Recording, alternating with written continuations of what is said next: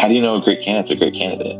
Like, there's no metrics that's going to tell me that, right? But what your metrics can tell me is, are you putting in the work necessary to talk to enough people to give you the opportunity to talk to enough great people, right?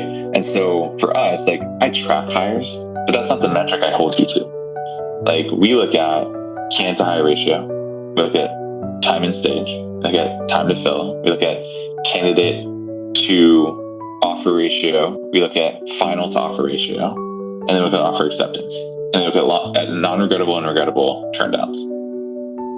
Ideally, everybody should be a regrettable turn down, but that doesn't always happen. And then it's kind of like, you can pressure test that with your hiring managers. When you get a non-regrettable turn down, it's like, well, why do we make an offer to this person in the first place, kind of thing, right?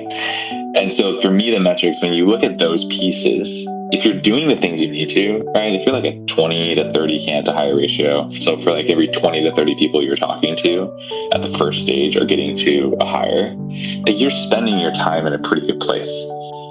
Ideally, if you could get down to like a 5 or 10, and most agency recruiters, I would say, are probably sitting between like 5 and 15 candidate to hire ratio, but internally it's a little bit more typically, especially when you have, depending on the level of candidate you're trying to hire.